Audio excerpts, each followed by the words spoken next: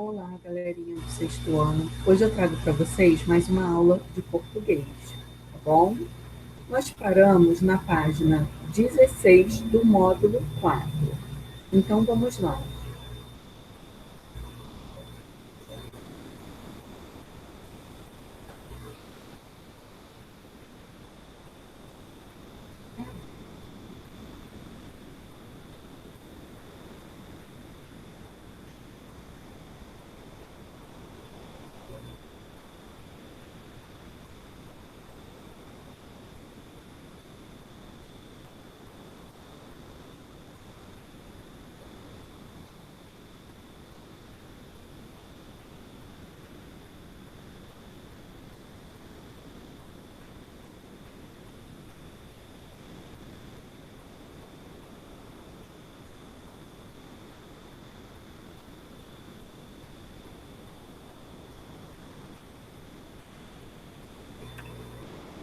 Nós vamos ao número 6, tá?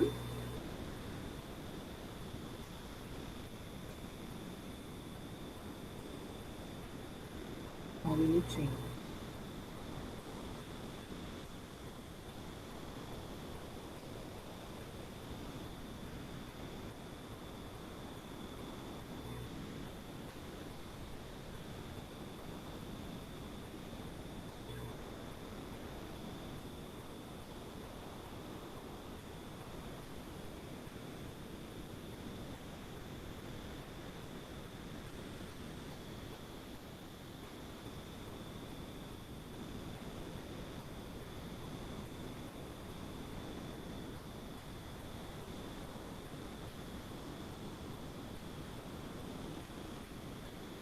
Vou lendo o trecho enquanto abro, tá? Os esqueletos estão todos desmontados, misturados, o que sugere que eles foram carregados por enxurradas eventuais para o fundo de uma lagoa, explica Luiz Carlos Euenschutz, coordenador do Centro Paleontológico Sempalho da Universidade do Contestado em Santa Catarina. Então vamos lá.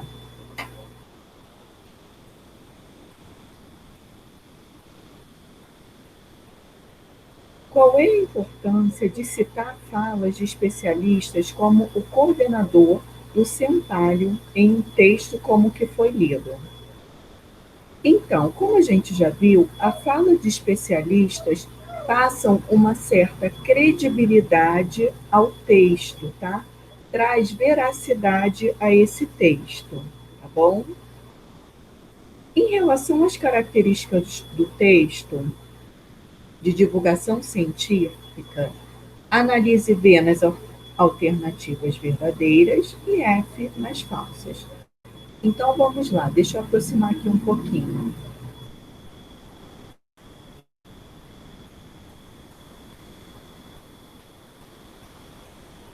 Aqui. Apresenta termos técnicos e expõe dados sobre a pesquisa, com um registro mais formal, verdadeiro.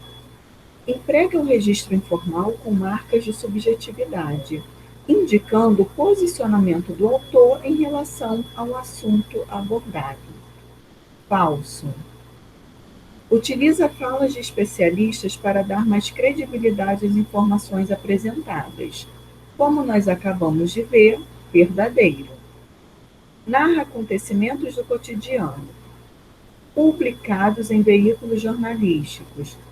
Falso, tá? Geralmente, eles vão ser publicados em sites, revistas ligadas a essa área da ciência. Bom, os textos de divulgação científica podem ser veiculados em formatos impresso, né, ou digital. Em que veículo foi publicado o texto sobre os fósseis dos pterossauros? Então, se a gente voltar lá um pouquinho, no finalzinho desse texto, eu tenho a bibliografia, tá? Aqui, ó, nova espécie de pterossauro, deixa eu aproximar aqui um pouquinho. Aqui, ó, é descoberta no Brasil, Veja São Paulo. Então, foi na revista Veja, tá bom? Quem é o público desse tipo de texto? Então, a gente pode considerar que é o público em geral, tá?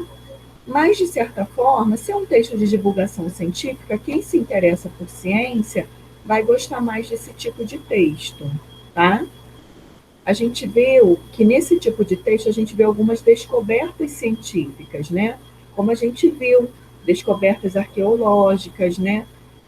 A gente vê também nesse tipo de texto pesquisas, estudos científicos, dados estatísticos relacionados a pesquisas científicas, tá bom? Então vamos ler aqui para esclarecer, ó. O texto de divulgação científica tem como objetivo divulgar pesquisas relacionadas às áreas do conhecimento. O registro empregado é mais formal e, para dar maior veracidade, ou seja, verdade às informações, geralmente são apresentadas falas de especialistas. Costumam ser publicados em revistas impressas ou digitais e em sites especializados da internet. Bom, vamos seguir. Então, deixa eu tirar aqui o meu zoom um pouquinho, tá? Nós vamos ver agora um trecho do livro Marcelo Marmelo Martelo e outras histórias. Quando não conhecemos o significado de uma palavra, costumamos recorrer ao dicionário para descobri-lo. Nesta sessão, você vai estudar como essas palavras são organizadas nos dicionários, tá? Então, a gente vai conhecer o Marcelo. É um menininho muito curioso, né? E ele começa a questionar a mãe sobre o nome das coisas. E ela fica meio que sem palavras, né? Ela fica meio sem palavras para poder explicar a ele o nome das coisas.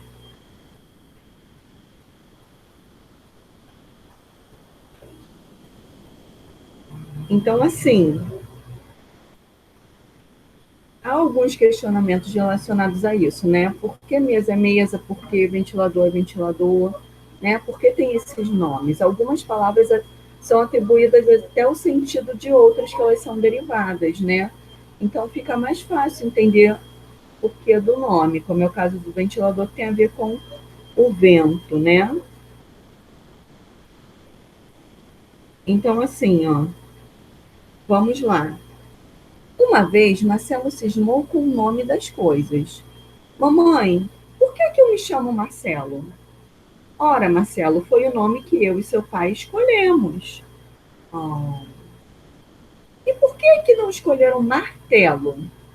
Ah, meu filho, martelo não é nome de gente, é nome de ferramenta. Por que não escolheram marmelo? Porque marmelo é nome de fruta, menino. E a fruta não podia chamar Marcelo e eu me chamar Marmelo? Então, assim, olha que menininho curioso, né? Começar a questionar, como eu disse, o nome das coisas. Ele é muito criativo, adora se divertir e inventar o nome das coisas. Por exemplo, suco de vaca, ele, em vez de falar leite, ele chama suco de vaca. Embrasou, ele queimou. Ele moradeira, é a casa. Então, ele dá novos nomes aos objetos, né? Isso cria meio que uma confusão. Quem conhece o livro, muito bem. Quem não conhece, fica aí a indicação, tá? Você já leu o livro Marcelo, Marmelo, Martelli e Outras Histórias? Foi como eu disse, quem não leu pode providenciar a leitura que vale a pena. É um menino muito divertido, tá? Que justificativa a mãe do Marmelo deu ao menino para explicar por que ele não poderia ser chamado de martelo, nem de marmelo? Como nós vimos, martelo é nome de ferramenta, essa é a justificativa que ela dá, né? E marmelo é nome de fruta, tá bom? Uma mesma palavra pode apresentar vários significados. Pesquise e escreva outros significados que a palavra martelo pode apresentar. Quem quiser dar uma pausa e procurar, tá? Mas marmelo perdão, marmelo, martelo. O martelo, ele tem outros significados, tá? Ó, pode se referir a um pequeno osso em forma de martelo, denominar uma pessoa maçante, chata, né? Aborrecida, designar um golpe de capoeira, nomear peça de metal usada em competições de atletismo, tá? Então, tem todos esses significados para essa palavra. Qual dessas palavras aparece primeiro no dicionário? Marmelo ou martelo? Justifique a sua resposta, tá? Então vamos lá, ó. Marmelo, né? O que a gente tem que entender? Que as palavras no dicionário, elas são apresentadas em ordem alfabética, tá? Então, marmelo e martelo, se a gente observar, as três primeiras letras são as mesmas, né? Então, o que a gente deve fazer? Sempre seguir para a letra adiante. Então, como a gente viu, esse M, né? Ó, de marmelo vem antes do T, tá? Então, por isso, marmelo vem antes, pois o dicionário é organizado em ordem alfabética. E a letra M, de marmelo, vem antes do T, ok? Deixa eu passar aqui a página. Só um minutinho. Agora nós vamos ver, aqui na página 18, uma representação de uma folha de dicionário, tá? Então vamos lá, ó. Eu tenho aqui, ó. Deixa eu aproximar um pouquinho. Aqui, ó. Essa aqui é a representação de uma página de dicionário, tá? E como tal, as palavras estão organizadas em ordem alfabética. Como a gente pode observar, a primeira palavra dessa página é quietá, tá bom? Então vamos lá, ó, as questões relacionadas. Como as palavras são organizadas nessa página do dicionário? Como nós vimos, em ordem alfabética, tá? Quando todas as palavras da página são iniciadas pela mesma letra, que estratégia é utilizada para ordená-las? Como eu disse, sempre seguir para a letra adiante, que está adiante, tá? Então a gente vai falar mais ou menos assim, ó. A gente avalia as letras que compõem as palavras e a ordem que aparecem no alfabeto, no dicionário. Se a segunda letra for igual, a gente vai avaliar a terceira. Se a terceira for igual, a gente avalia a quarta, tá? E assim por diante, tá bom? Vamos aqui, ó, a página seguinte, ó. Só um minutinho.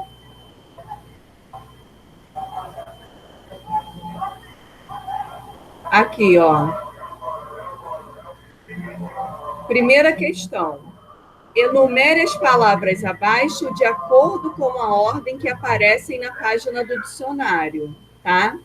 Então, você pode voltar aqui, ó, e ver qual é a primeira palavra, a segunda e a terceira, tá? Vamos lá. A primeira palavra é quilate. A segunda, quilombo, tá? Então, vamos aqui um pouquinho para a gente achar, ó. Vamos lá, ó. Aqui, ó. Quilá, ó, quilate. Primeira palavrinha. Depois, eu tenho quilombo, tá? Vamos procurar aqui, ó. Ó, quilombo. Logo após, eu tenho a palavra aqui, ó, química, tá? E por fim, a palavra quinhão, parte que cabe a cada pessoa na repartição de um todo, tá?